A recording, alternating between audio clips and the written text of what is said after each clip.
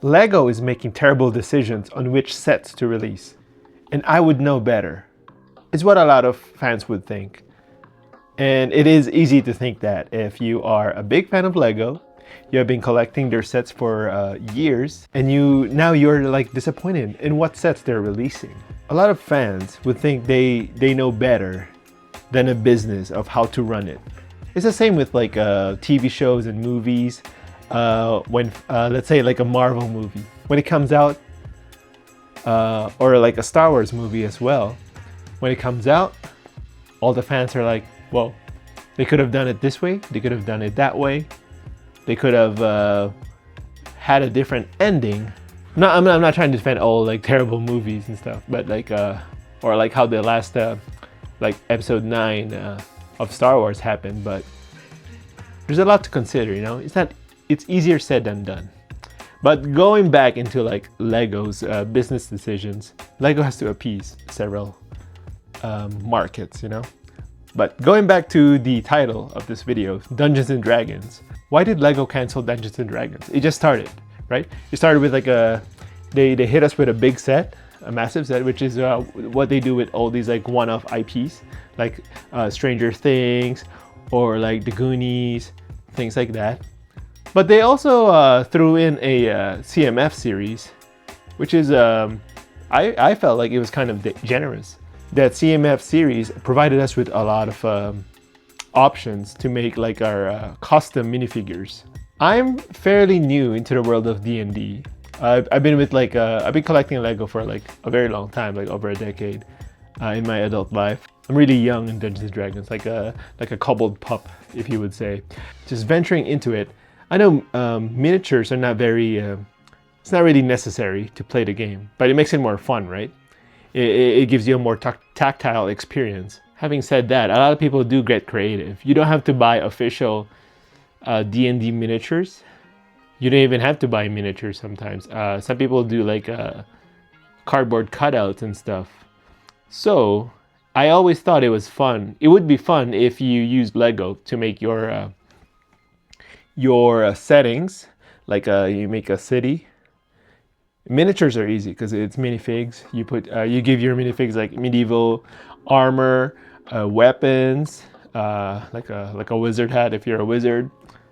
But as far as like building the city, the layout, it does get very expensive. You know how expensive Lego is, and you're gonna have all these like elaborate layouts. And if you're just gonna use like a base plate, a blank base plate, and just like some bricks to simulate your corridors in, like, let's say a dungeon, where's the fun in that, right?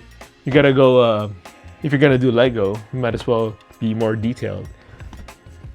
And some of these companies, some of these third-party companies that do provide products for compatible for Dungeons and Dragons and other tabletop RPGs, they make these very elaborate, even cardboard, very elaborate like settings.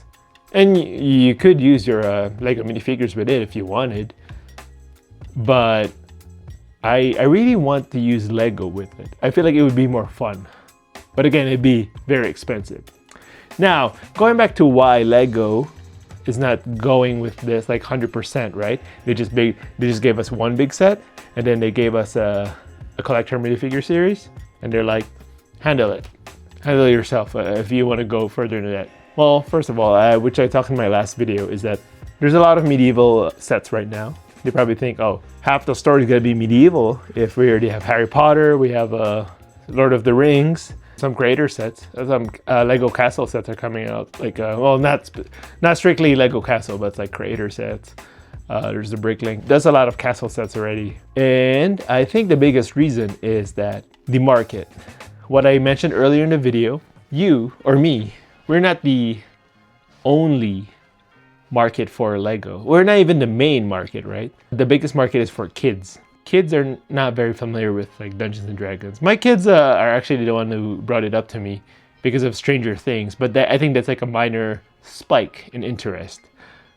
D&D is primarily for adults. Lego has been increasing their adult section, right? With all the black boxes that are releasing, the 18 plus sets. So that's primarily for adults. Normally they won't release play sets or like a whole theme. That's usually for kids, because we got Ninjago. They have several sets, different like price points, right?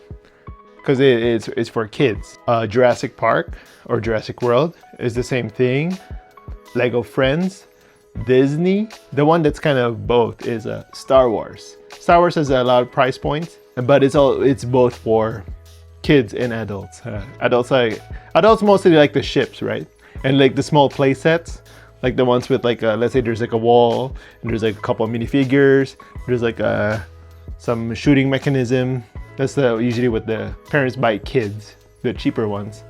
And then the bigger ships or the bigger vehicles, it's kind of for both adults and kids. As far as Dungeons and Dragons, I don't think it will ever be catered to kids. I can't imagine it having sets catered for kids. Even if you have like a play set, a Dungeons and Dragons play set, I don't think I can't imagine that being for kids. That's why I don't think Lego will ever release a whole theme for Dungeons and Dragons. They'll probably release like another big set, you know, like they already gave us a castle, so they'll probably give us like maybe not a town, because they usually do a medieval town for like castle. Maybe like a port, or maybe like a cave of some sort, or like a shrine, some common setting for Dungeons and Dragons. They could release that, because with this last one, Red Dragon's Tale, it did come with an adventure book that you have to download separately. So they could release something big like that, but I don't think they'll release a whole theme. Again, the big takeaway is a theme is usually for, well, with the different price points, it's usually for kids. It's like play sets, and it's for kids. It's not really like an elaborate build. Adults tend to like elaborate builds. You wouldn't like going back into like Lego Castle. I was watching this video by Goldfire here on YouTube, where he was ranking all the every single castle set. Makes you realize like a lot of them is just like something with less than 100 pieces, probably like 50 pieces, like a cart, or like this like hut, or like a catapult. Some of their castles are just like a couple walls. It's not very elaborate. Like if you go back into like old Lego Castle. Probably on my next video, I would like to talk about like what would a Lego Castle revival look like if they were to make that. It's not impossible. Kids can like Castle. There's a lot of medieval stuff or in media coming out, right? I would like to see that too. But as far as D&D, yeah, that's probably it. They're gonna give us another. They're probably going to give us another big set, and that's about it. If you do have any ideas on what kind of D&D sets or adventures they're gonna come out with, let me know in the comments. I would like to hear it, because yeah, my biggest thing is on like my biggest prediction is probably like a shrine or a cave. But he also needs to have like multiple settings, kind of like the Red Dragon's Tale that had the tavern, the meadow, the tower, and then there's like a dungeon also. But that's it. Thank you for watching.